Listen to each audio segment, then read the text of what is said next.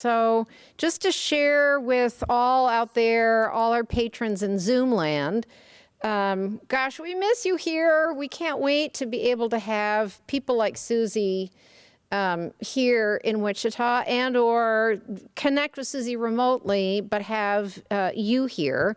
I know there's a whole raft of vaccinations that are taking place, at least a first shot for many of you. So that's super exciting. It means that soon enough, with good luck, we'll all be back together again. But we're here, in our beehive, working furiously, doing our utmost. So today we had 2 Zoom school tours.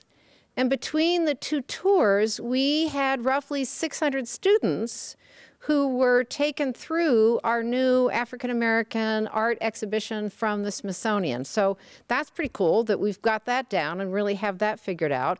And that's only going to grow and grow, those virtual tours, across the time that the exhibition is here. I don't know if many of you paid that much attention in December and January, our family days. We had reindeer. We had to shift most of the family day outside. And so we had reindeer and Santa Claus in December, and we had alpacas for our Winter Wonderland event in January. And it really worked. And people just love the cute reindeers and alpacas. When families come for the family days, we have it really figured out now where you get essentially restaurant seating. You sign up, and we put you on the list. And when your table's available, you're called. So we're just pushing our creativity to the limit to try to figure out how we can continue to connect with our audiences and have people come here when we can figure out ways to make it safe for everybody. So this is our first Murdock Society mixology for this year. And the theme really started with a commission that we have with the artist Beth Lipman. And Beth might even be, cool. Beth might even be remotely connecting this evening. Susie, she was super excited about you talking and this subject in particular. But because we're doing that amazing hanging sculpture that should be 14 feet long by 8 foot across, I think are the dimensions that we've settled on that will be in our lobby.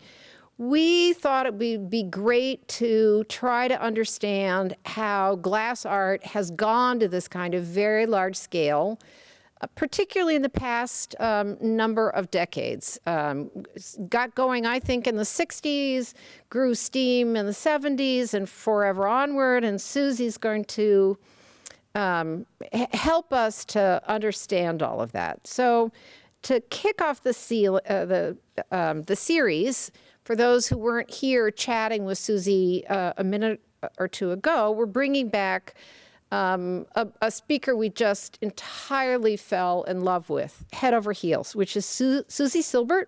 She was here in the fall of 2019 in conjunction with the really popular exhibition Light and Shadow that featured Alyson, Shotz, and Kumi Yamashita.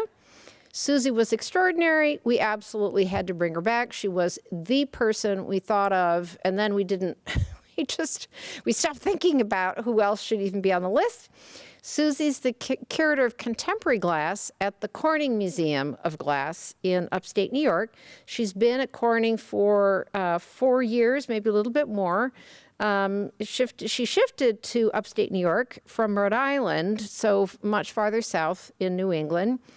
And she, prior to going to Corning, she was an independent curator, and as well, she was faculty for lecture classes in glass and glass history at the Rhode Island School of Design. And for those of you who aren't that familiar with Rhode Island School of Design, better known as RISD, it's one of the premier art schools in the country and a great concentration in glass. Susie has been super busy then and at Corning, but as an independent curator, she was really hustling. Her list of exhibitions and publication goes on and on. And it includes the Kansas City Art Institute here in our region, but also Parsons School in New York City, the Center for Contemporary Craft in Houston, and it goes on and on. I really appreciate Susie's, I'll say, training or educational background. Her undergraduate is actually a BFA from the University of Wisconsin-Madison, and she focused on glass, textiles, and ceramics. So really she trained as an artist with a Bachelor in Fine Arts. And for graduate school, she has a master's from Bard College along the Hudson River in decorative arts, material culture, and design history. So at the graduate level, she trained as a historian. So in that sense, as a curator of glass, she's got the best of both worlds. As I said before, she's giving us a bit of a tutorial this evening. Glass pushed itself off the table and far beyond stained glass windows. We know about our Chihuly chandelier here in Wichita. We know about the Ed Carpenter massive piece that's in our new airport. And Susie's going to help us to know what other exceptional artists we should know about who are working at that scale. So all of you out there in Zoom land, please join me in welcoming Susie Silbert back to the Murdock Society. Hi, you guys. I am thank you. Thank you. I appreciate the claps, even though I can't hear them, but I saw them and it made me feel a little better because, listen, I know I nailed it last time I was there. It was so nice, the energy in Wichita. It was such a wonderful place to be and an experience to have. And I was talking about things that I had been thinking about and talking about a lot. And now here I've been mostly in my house. I just get to come in and into my office at the museum and talk to you here. So I hope I do okay, you guys. I am going to talk to you about big glass and how those things developed. And it is not an exhaustive history. It's sort of more like a romp. It's a selective process. And the frame I should really say, you know, when Patricia gave me the ask, first I was like, anything for Wichita. Then I was like, oh, that's such a very direct, nice story you want me to tell about how glass got big in the 70s. Here are these artists. And I want to tell you that my brain like short-circuited because I don't work very well in straight lines. My brain works in like bursts of brilliant fireworks. So I was thinking this and this and this and this. I was thinking about all the biggest glass across time. I was thinking about the invention of silicone because if you're talking about Beth Lippmann, you really need to think about when silicone was invented. And I did some research and I saw like, well, you know, people in Sweden in the beginning of studio glass in Sweden were siliconing things together, and in Japan, not quite silicone. Incidentally, my friends, silicone was invented right here where I'm standing in beautiful Corning, New York in the 30s. I didn't know that, so it was a nice little, I got excited. So anyway, I'm not talking to you about all big glass in the second half of the 20th century. I am talking to you about some big glass American because I short-circuited. We were going to have ancient Egypt. We were going to have all over the place. So that's the frame. And now I'll show you hopefully show you pretty images. Oh, also, I have a tendency to talk really fast. You can put it in the chat. If you need me to slow down, you know, just put it in the chat. I won't feel bad. In fact, I will feel good because I kind of am a New Yorker. Actually, when I was teaching at the Rhode Island School of Design, I was living in Brooklyn. And when I was in grad school, also living in Brooklyn. So there's more than a little bit of the New York minute in me. Okay, so you should be seeing, give me a nod if you are seeing beautiful picture of a white building and a lovely night sky in the summer. You are beautiful. So big ideas, big glass. That is the Corning Museum of Glass, but only the new contemporary wing, which also looks like something else that you'll see in 1 second. There you go. Also looks like this when it's the summertime and you're seeing it from the back. I mean, it's funny that my mind should short circuit so much and thinking about how did glass get big, because I literally preside over a palace built for big glass. This is what it looks like. It's skylit. It's 26,000 square feet of space devoted entirely to contemporary glass. So, you know, you get a, ooh, I did something. You get a sense of, I did something that I didn't mean to do, but anyway, you get a sense of the airiness of the space. But where I am actually standing is underneath this building. This building, which was opened as the big piece of cheese Corning Museum of Glass in 1979, 1980. And it's got this swoopy outside that's supposed to be reminiscent of the way molten glass moves. And inside, it features 3,500 years of glass. So from the beginning of glass time in ancient Mesopotamia to about 1975, it was designed to show these kind of small things like this.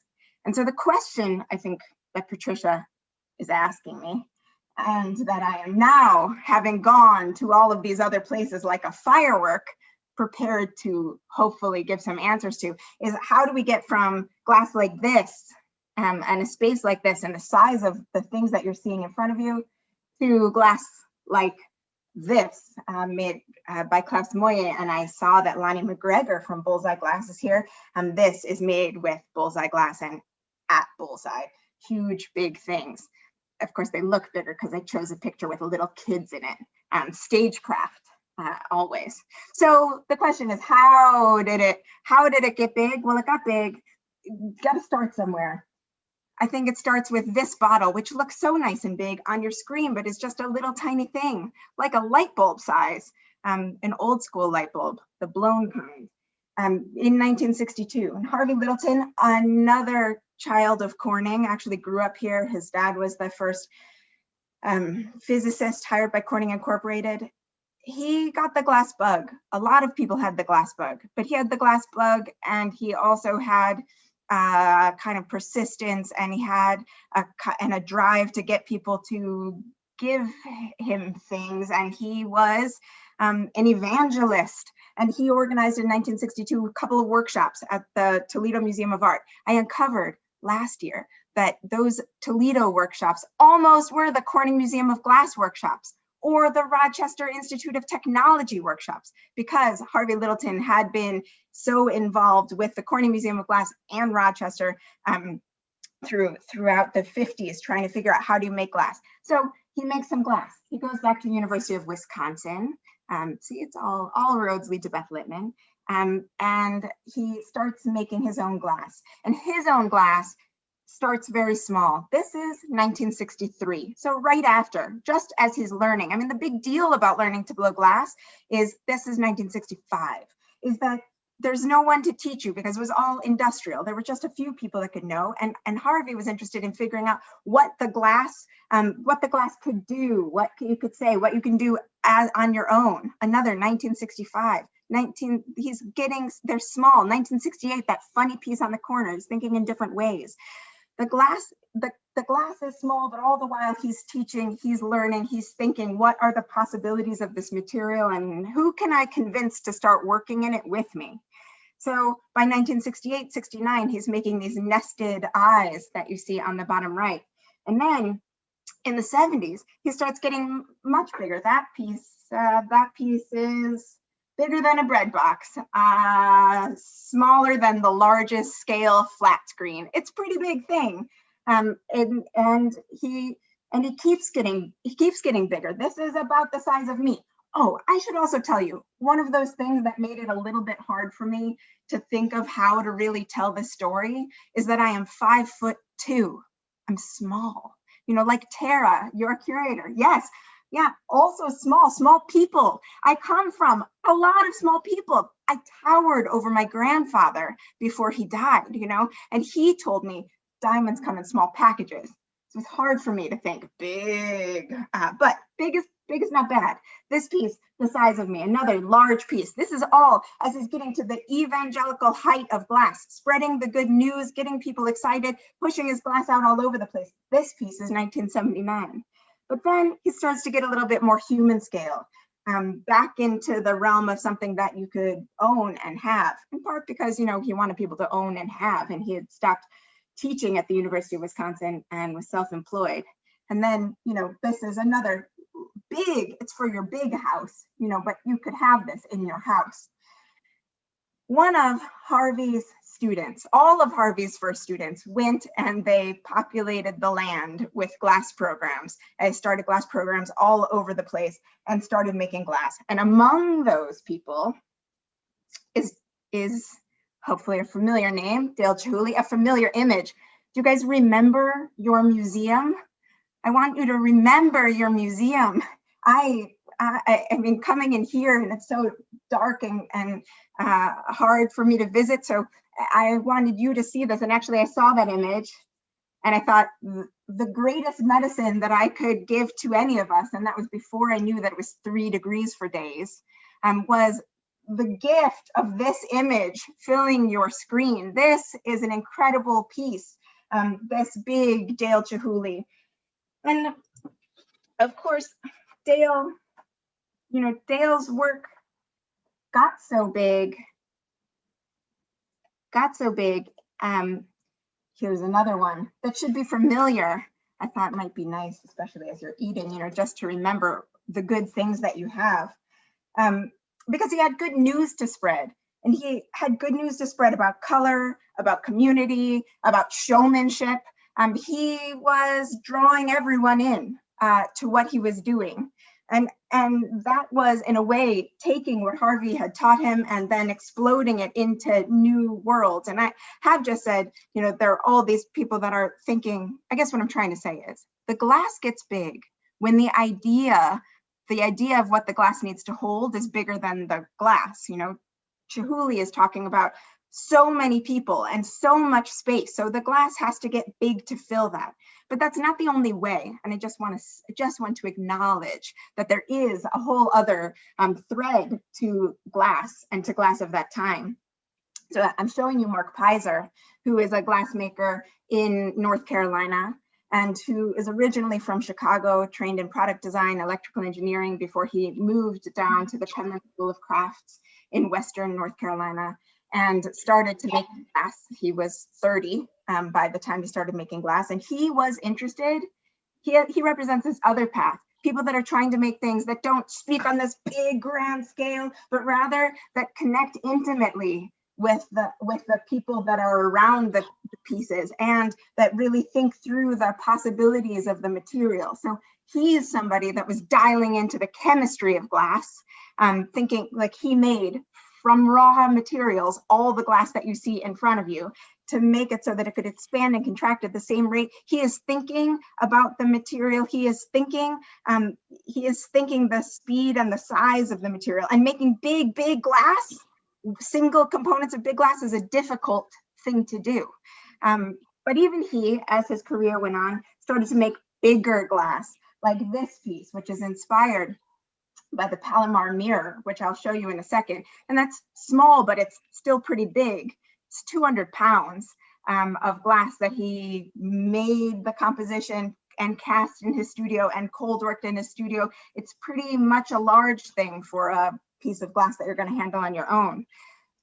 But it is in reference to it's praying at a different church, I guess, if you will. It is it's thinking about the glassmaker's art and the testament to what can be contained in a single thing when you really understand the material. And what this piece is based on is this, the Palomar mirror, the 200-inch disc we call here in Corning, which is listen, I don't get a bonus every time I like ding, ding, ding, Corning Incorporated, the glass company that founded the museum, and of which we are separate, but I should get a bonus. This piece of glass, the largest piece of glass ever made at the time, 17 tons, so big, was commissioned in the 30s to be the largest telescope mirror. In fact, the first one, it failed. It failed in this beautiful way that gives it all those colors, and it's right upstairs above me. thankfully not right above me because it's really heavy and I think it would make me nervous if it was right above me. But this giant piece of glass, this giant failure, and then they won again after that, became a telescope mirror that allowed astronomers to discover that Einstein's theory of relativity was right. That allowed scientists to ascertain that Edwin Hubble's idea of island universes was also correct, and and really give us a perspective of our place on our planet. So I guess what I'm saying here is even small glass can hold big ideas, but that's a digression. That's a digression based on my own, size. So Dale, though, we talked a lot about Dale and we saw the great pieces that you have, but even he started small. This piece in 1971, I can hold it. This one really is right above me. And he's getting a little, bigger, 1973. And he's getting faster, 1974, and faster, 1975. And I hope you also see what I'm doing is I'm showing you the soft power of accumulation, which is what Dale started to figure out. It's 1981. He's got a little wiggle wobble in those cylinders. He's starting to see it too. And nesting more pieces, you get more components, you can say more things, you can take up more space, you can hold a story in a different way. And this is 1995, and I'm fast forwarding because you kind of know, you've seen the Chihuly, it's getting bigger, the ambition's getting bigger. And of course, it's always both things at once, things for the home and things for the institution. And so as long as we're talking about large things and power, here is our yellow fern, green fern tower. But even Dale, it wasn't just that in the beginning he was making such tiny things. He right away from 1971, when he was at the Rhode Island School of Design, where I did teach, was already thinking about these experimental environments. And this piece, until I was doing finding research for this talk, I had never seen the image with the lady in the back, which I think is very period 1971. Put a lady in your installation. But this is still, I think, one of the most incredible things that he did. He was already thinking in that way.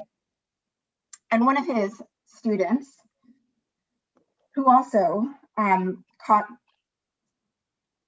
the good news of glass and thought that by putting lots of glass together, you could spread it into you could bring it into different avenues, you could tell different stories, you could make it bigger and make it contain in new ways, was Therman Statom, who now lives in Omaha. So kind of getting regional. We're moved off the East Coast. And these pieces are relatively small in scale. The house is about this size. The piece on the right that you're seeing, clearly oranges, is a larger piece. But he has always maintained that part of his practice, and he has made much larger scale installations like this one at the headquarters of Corning Incorporated, where he is bringing sheet glass, making these big boxes, painting on them, bringing found glass that friends made, blue glass that he blew, images of that glass, and he's bringing it all into these environments. Doing that because he's trying to, there's another view, it's kind of a funny view, but it gives you a little bit of a sense of the scale. It's very large. I mean, you can walk through it. He's doing that. He's using the glass as a container of ideas, and he's mining history, real histories, and also his imagined histories. I think of them as kind of dreamscapes that you can enter into. And he also does these in museums. I'm only giving you one image. This is at the Tampa Museum, a big space. He'll take over the whole space. Sometimes when he's making his work, he he'll move into the museum for a month, and he will, and of course, before times, he will bring kids in, school groups, and he will make glass with them and encourage them to draw and to build with him, because he's thinking one of the big ideas that his glass is holding, and the reason his glass needed to get so large, grow so much, is so that it could incorporate this community engagement that he does. I realize I kind of blew through things a little fast, hard. No, very little audience, although I'm Clay and Kate, you guys are pretty important in my screen view. So don't forget to smile. I mean, you have been, I appreciate it. So here you can see him working with the school group, making paper versions of his houses. He has built in his glass like literal spaces for to house people and ideas and communities. And I think it's a pretty incredible work and a different way of thinking about glass than we always do. And somebody that I think of as sort of building off of this tradition of Therman, if I'm thinking that the alternate history that I'm telling you is on the one hand about glass, which is silica based, and on the other hand about silicone, which, as I learned doing research for this, is a silica tetrahydrate, whatever that means. The silicone and silica are part of the story that I'm telling. And Therman, he uses a bunch of silicone, and so does our conservators tell me every day, our friend Beth Littman, whose banquet here, if she is on here, I bet I'm getting a text message in a second or something in the chat that's like, Susie, why did you choose such an old piece? And the reason I chose such an old piece, Beth, and the rest of you, is because I love this piece. Because this piece holds so much space in my mind, and in terms of how I think about glass. And in 2003 was when I was graduating with my BFA from the University of Wisconsin, and thinking about what my role would be in glass and how I could see the glass world around me. Was I going to make perfect objects? In 2003, when Beth was making this, so many other people in glass were so obsessed with technique, perfect technique, a fetish for the perfect individual object. And then here is Beth that's putting things together all over the place. You might notice that not all of those goblets are straight. They don't have to be straight, because what Beth is trying to do is not give us exactly perfect. She's trying to give us a whole idea, the richness of life as it is, which especially right now, we know is imperfect and is messy and is as much about action as it is about the finished result. And I think this piece does it pretty well. This is ours, material culture. Beth is trying to show us, I think. It's shy to talk about Beth's work when she's here, but I can't see her. So anyway, Beth, feel free to text. If I got it wrong, I'll incorporate your comment. She's thinking about the accumulations of all the things that we have. She's presenting an entirely different kind of take on what is important. She building off of, in this work, building off of the Dutch old masters, the still life painters that have the best things around, just to, what is the finest things in life, but that you can't take it with you. And Beth in clear glass reproducing these things, so much of it. She is showing us the excess of our lives and showing us how easily all those things can pass. And I think she's also telling us about technique. Something that I'm thinking about just right now, that's why I had to slow down a little bit. Something I'm thinking about just right now is when I taught at the Rhode Island School of Design, which is a place where the students learn to blow glass so well. And they learn how to do that outside of their classes, where they learn how to think so well. And every time they are nervous I can't tell you how many people that just graduated from RISD wanted to do studio visits with me to say, I really like to blow glass. Am I allowed to keep blowing glass now that I graduated? Or do I just have to make art?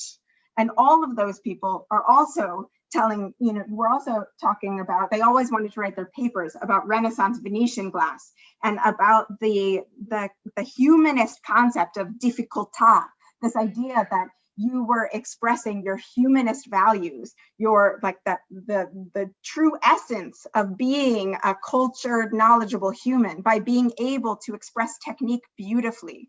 And sometimes I think about Venetian glass, now, then, of all times, as not being about the actual physical glass at all, but actually being about the movements that making such delicate glass, the movements that it makes your hands do. Like if you can do that fine dance, like a nice ballet, then you are you are expressing the height of humanity. It isn't about the thing at all. It's about the notion of it. And that is what Beth is all about. In fact, when she made this series of photographs, she's amplifying that even more. I mean, I guess it's a funny thing to be in the time to be in the time of COVID, where we're all looking at screens where I'm showing you a photograph of a photograph in a frame. That's a lot of layers of glass translation. But it's everything flattened, everything clear, only the shiny highlights. It puts where we are now in a different perspective and where we are going in another perspective as well. Also, I want to tell you how hard this was, how hard it was for me to get this image of this piece to show you, even though it's in our collection. Now that's a funny quirk of being an all glass museum. Our works on paper are held at our incredible Reykau Research Library, which is the most extensive library on glass culture anywhere in the world. But I couldn't get a picture of the artwork. I had all kinds of side deals going. So enjoy this one, friends, because it took me a long time. And I hope this piece, cut table, is also familiar to you. A really great piece of Beth's from much later. The works that I just showed you are earlier. They're in development, 2003, 2008, in between there. And now thinking about situating this glassy tables, this glassy accretion within time, really understanding the history of them, going from more than just thinking about the paintings to really thinking about how can these ghostly transparent glass situate us in a place. And if Beth is here, this is for her. New work. So I'm not just showing you things from thousands of years ago, 20 years ago, so that you're seeing her new work where she's thinking about time in yet another way, thinking about not just the time of human culture or particular instances, but thinking about our human impact in these vessels that are below the table, and nature, the natural time, the time before there were any people, all of these plants being really ancient ones. And I think it gives us a different kind of, actually looking at this piece again now, it makes me think of Renaissance maps, or even earlier, where people are trying to understand, where do we fit in the hierarchy of the world. Forgot to breathe, you guys. I'm just breathing for a second right now, thinking about where we're at in the hierarchy of the world, and thinking about what Beth has done, what Therman Statom did, to invest the material of glass with all of these ideas outside of glass. I showed you those big, colorful Therman Statoms with the plate glass environments that he's building. And he is building a space that's big enough for all the visions in his head, for all of the experiences of one person. That is a lot. And he needs so much space to do that. And Beth, in these works and in the work that she is building, I hope it's okay that I'm using this for y'all, is also bringing in so much time, so much human achievement, so many ideas through the glass, and using clear glass, white glass as a vehicle for all of these different ideas, conduit. You know, you think of, I'm going to blow up my spot. I have a picture of fiber optics later, you guys, so now you know. But you think about the fiber optics that connect you and I right now tonight, all of us together, this perfectly clear glass that allows for the conveyance of ideas and information. And that's on a much, obviously, larger scale what Beth's work is doing.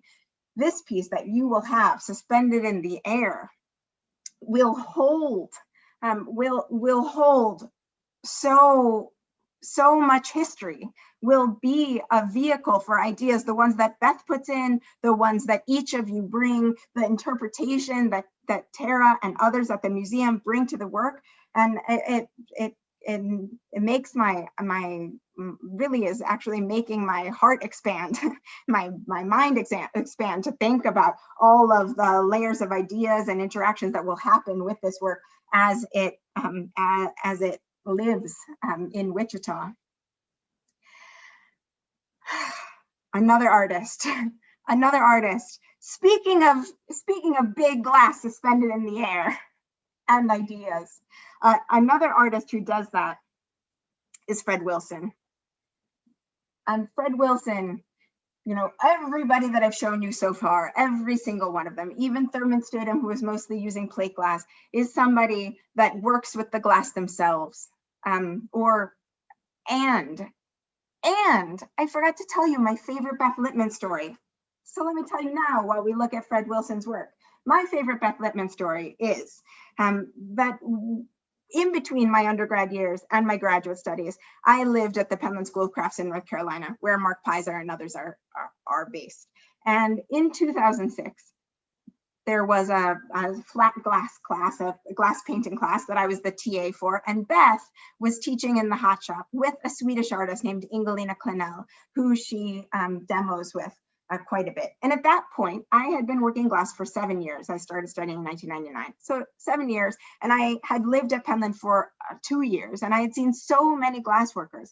And remember that story that I was telling about people that are so like the obsession with technique and perfection and the individual object, and the object is the thing and it has to have all of it, everything in one object. Well, here was Beth Littman and Ingelina Klenell, and she was instructing her students to break things, to make things so quickly, to blow in ways that no one had ever seen, to be so much freer with it. None of the hierarchy of like, whose actual piece is this when I'm working in the hot shop? And it blew my mind. It blew my mind, because here was somebody that was giving everybody permission to approach the material and ideas in a new way, and to put them on equal footing, and making space in the material for that. Wow, what a gift Beth Littman gave me then and every day since then as I think of that. But Fred Wilson, who we're seeing right now, is not a person that works in glass himself. He's a person that works in ideas and works in history. So if Beth and Therman Statom use the material and bring history in and bring ideas in, Fred Wilson is somebody that starts with the ideas and starts with the history and brings the glass in. And this piece, To Die Upon a Kiss, like the work in your collection, which I'm going to show you in a second, is based on Shakespeare's play Othello. And Othello, as you might recall from high school English class, is the story of a Black North African, Admiral. Gosh, my military history is bad. Don't tell anybody. My husband's mom was in the Navy and dad was in the Marines, so I should really be better at this. But anyhow, Admiral in the Navy goes and works for Venice, falls in love with a white patrician noblewoman named Desdemona, and the play is a tragedy. So you know what happens. Everybody dies, gets inside of their relationship, says you can't love each other. It's impossible for you to love each other because Othello is all these terrible bad things, and Desdemona, it's witchcraft and all this kind of. But of course, they did really love each other, and it was a bummer that they all died. This piece, each is based on both of them. Every piece in the series is based on one character, more or less, but this one, To Die Upon a Kiss, is both of them. So you see Desdemona, delicate and clear at the top, Othello, strong and powerful at the bottom, and the gray area in between, the kind of like smoky topaz, not great. That's the kind of glass. That's what I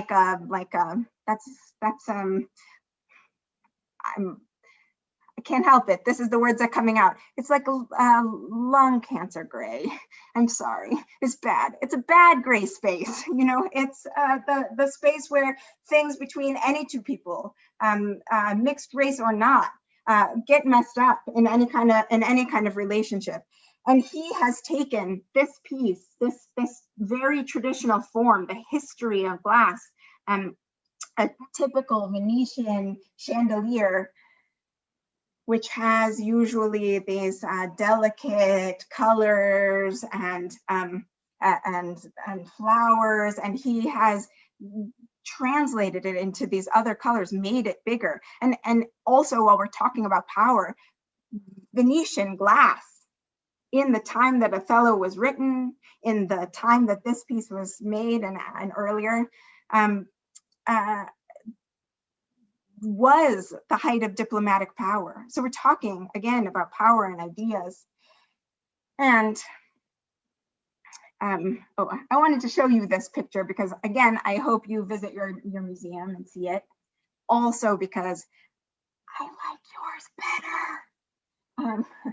I think you have a really, really, really, really, really great piece in the collection. I think it is so, so good.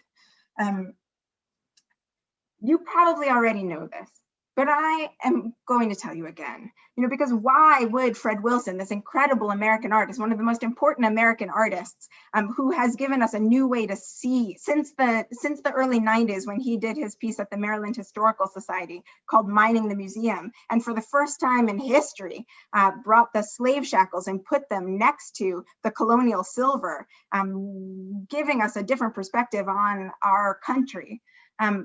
Why would an artist like that work in glass? I mean, I think is a reasonable question. It doesn't seem like a natural progression to me.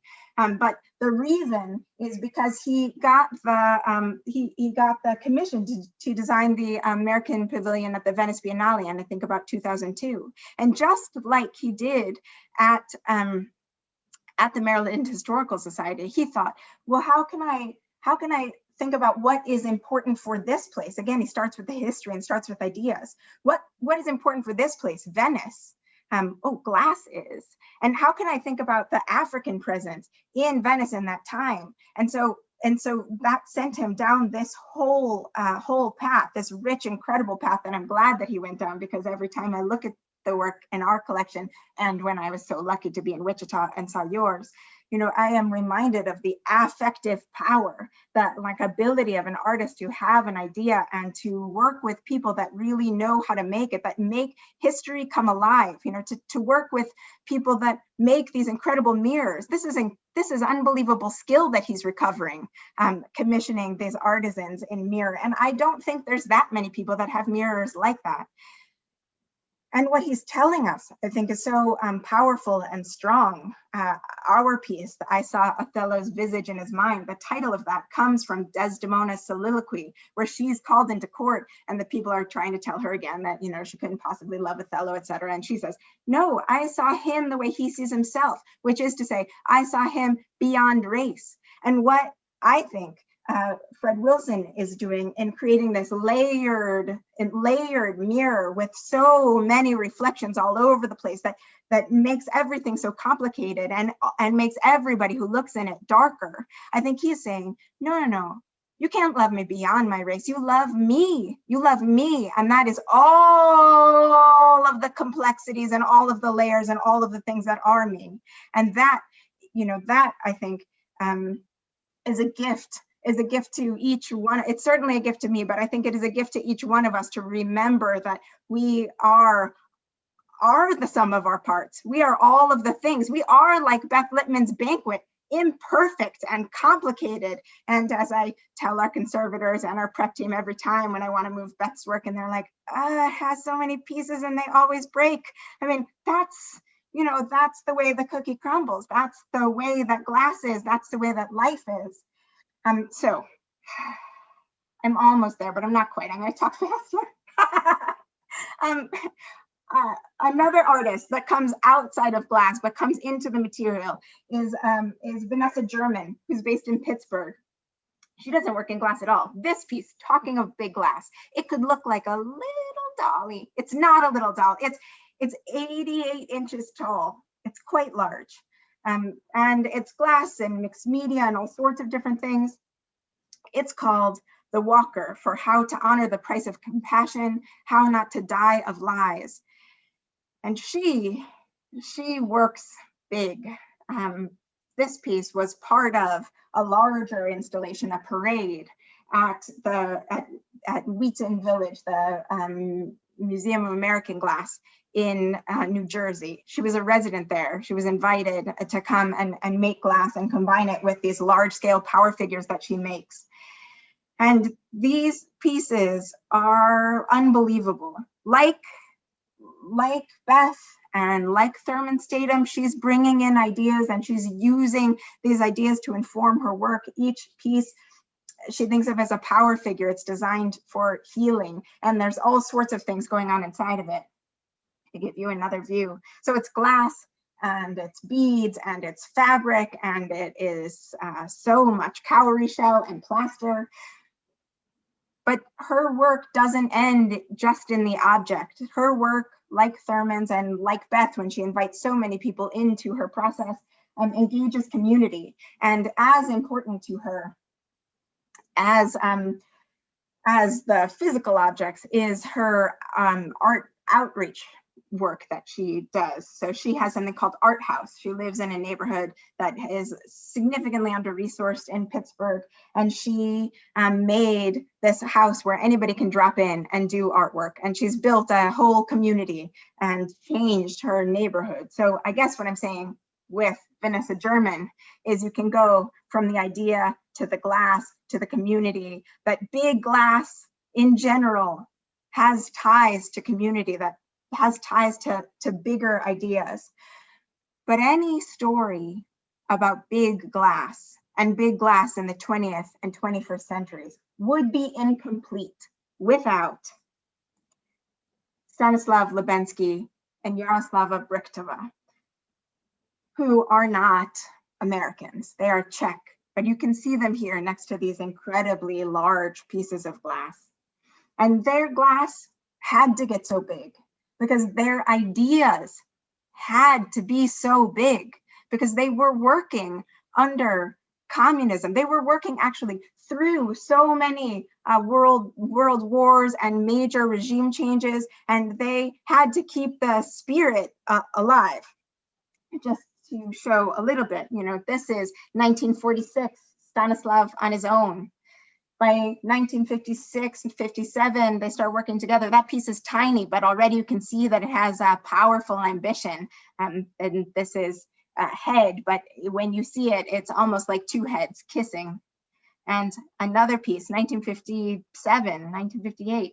But even then, they're already thinking more ambitiously. These two pieces, these zoomorphic stones, were part of the Czech pavilion at the Brussels Expo in 1958, which won the Czech Republic so much renown, but also put Czech glass, which had existed forever, on the map in a new way. And these pieces and others that they did were trying to give a historical lineage. They're trying to speak, the reason that I forgot to say the most important part. They invented a way to cast glass on monumental scale. It was them that invented the way of making glass that was bigger than they are in that first image that I showed you. And they were able to do that and had to do that because they were working under communism, which both empowered them to make these kind of experiments in technique, because they didn't have the ability to sell or buy or anything, but also made all artists that had ambitions in other materials. Anyone interested in abstraction couldn't paint, couldn't sculpt, because abstraction was too dangerous to the regime. So instead, they hid out under glass and were able to make monumental things, including this giant wall called the River of Life in 1970 at the Czech Pavilion in Osaka, Japan. Another huge piece that got them in trouble with the Communist Party because it was critiquing the invasion, the Soviet invasion into Prague in the Prague summer of 1968. And then they couldn't make this work on that ambitious scale anymore, and instead focused more on the international market and on things for the home, I guess, if your home is very big, showing you the work as it develops through the 60s. It's still, like the pieces that I just showed you, like the heads, it's touchy-feely kind of stuff. But as it progresses, it becomes more and more about light and space, more and more about how you use light and forms of glass to articulate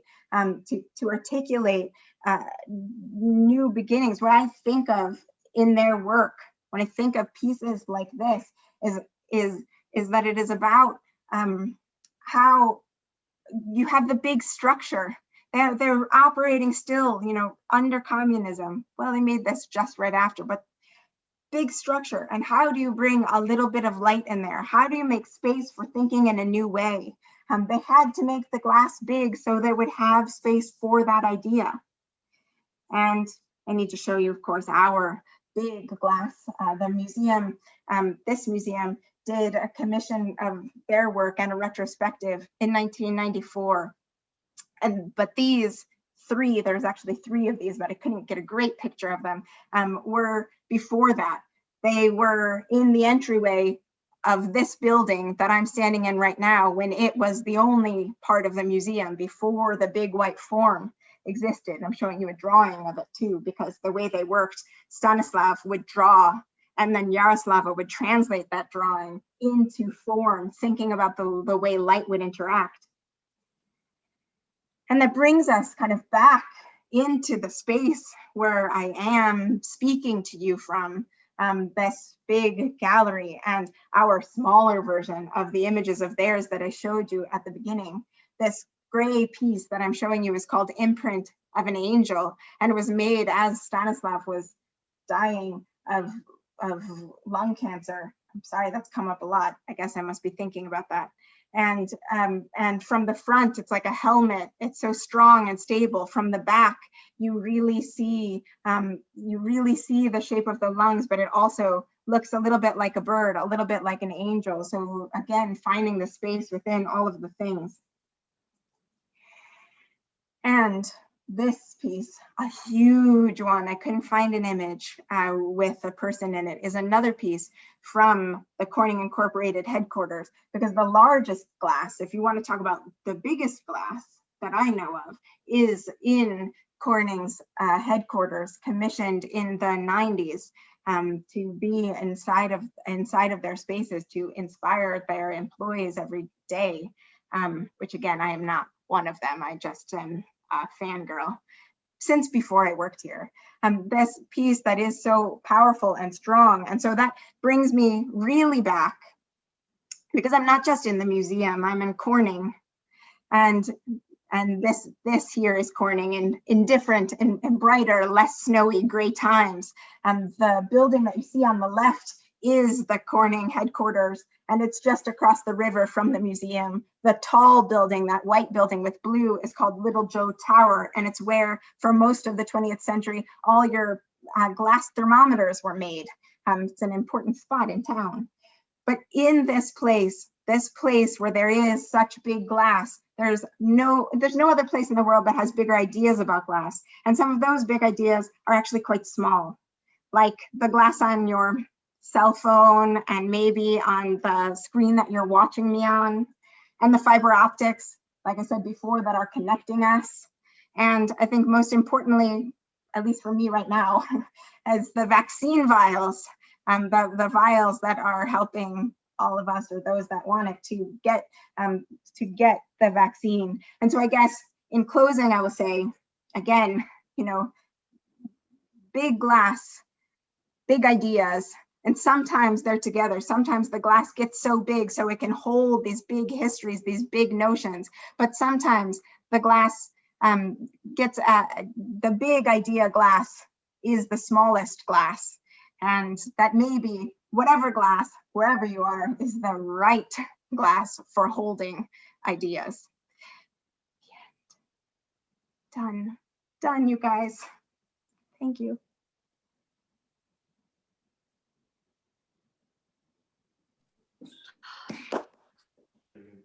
Applause, applause. Cheers, cheers, cheers, Susie. I'm exhausted listening to you. Look at, there's applause. See on the screen. Thank you. Really wonderful. People are welcome to ask Susie questions. You can put it in the chat if you like, and I'll repeat it. But Susie, I had a question. We're meeting with Karen Lamont, or we're Zooming with Karen Lamont on Sunday. So you can tell everybody that why they really need to connect and listen to her. However, my question is, help us to understand why Prague is I know that people that are part of this evening understand the importance of Seattle as a center for glass and the Pilchuck School that's there. Tell us a little bit about Prague, and tell us a little bit your story at any rate about what is it that took Karen to go live in Prague because of her work. You guys, I was supposed to talk about Karen. I just couldn't fit it in. No, that's fine. That's fine. But there was a picture of her work, behind some of the other work I just showed you. Karen Lamont is totally incredibly skilled glass worker, and she is incredibly skilled glass worker and artist who lives in Prague because of Stanislav Lubensky and Jaroslava Brichtova, who I just showed you. And the reasons, the reasons that they were able to develop, and it's really Jaroslava that was able to develop this way of mold melting, kiln casting glass. And if you read things, she just passed away this year, unfortunately. But if you read her obituaries and anything really about them, what you read is that it was, I disagree with you, Lonnie McGregor.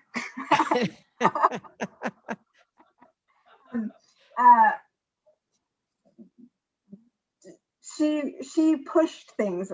Jaroslava was in the factories on her own, in the foundries, teaching people how to push glass. And she comes from a glass family. And her dad, who mostly is known for designing these incredible flame-worked animals and small vessels, did some of the first experiments with kiln casting in Czech. There are other places where kiln casting was happening, I think around those times, but no one saw the opportunity and brought it to great heights in the way that Jaroslava did.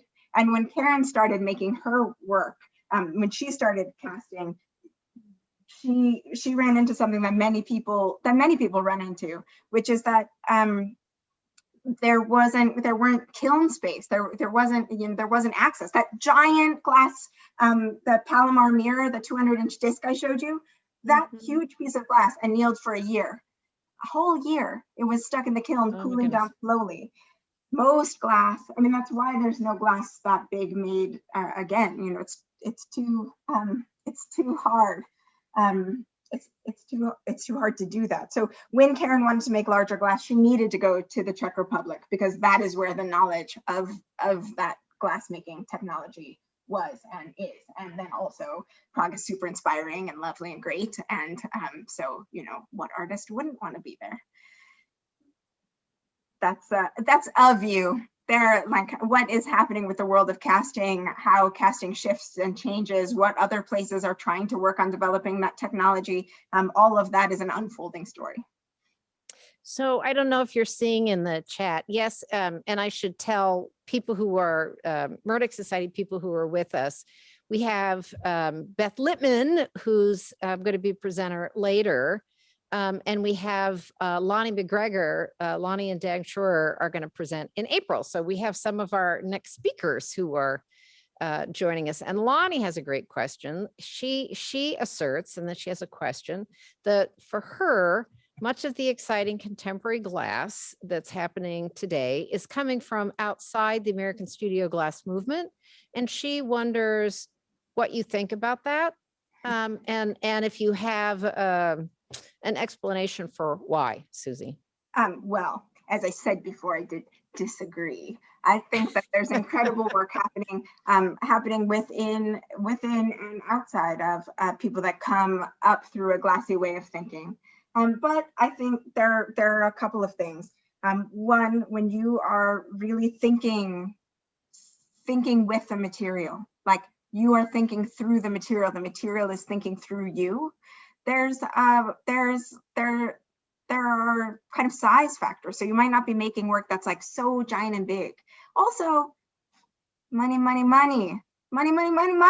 It is expensive to make work that is so large. So I think I think some of that is what's happening. And then of course, whenever you are inside of one world, you think in one way. And when you travel to, do you remember travel? I kind of remember travel. When I go somewhere else, I think in a different way. And so people that can come from somewhere else and think in a new way can do that. They bring a new perspective. That's why we like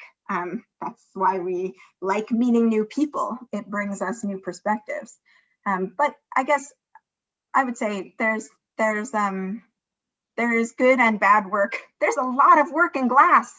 So there's good and bad work from inside and from outside. Yeah. I don't see other questions in the chat.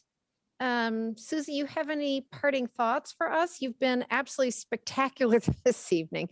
I really appreciated how you brought the medium together with the ideas that inspire it. That really helped to appreciate and understand the growth of scale. There was a great question that just came in the chat, and I would love to answer this one. It's about my cowboy boots. All right.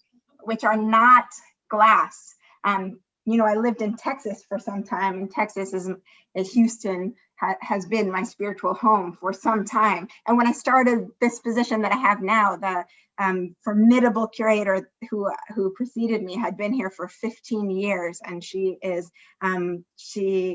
certainly has left her stamp on the glass world. And everybody kept telling me that I had big shoes to fill. So I told them, I brought my own shoes and their cowboy boots. That makes a lot of sense. Yeah, Susie, you are so smart. You're so spirited. Thank you for agreeing to connect with us again this evening. We really, really appreciate it, and hope to see all of you that are there on the screen here again soon. So thanks, Murdock Society. Hope we see many of you on Sunday afternoon at 1 o'clock for Karen Lamont. You do not want to miss it. It's going to be great.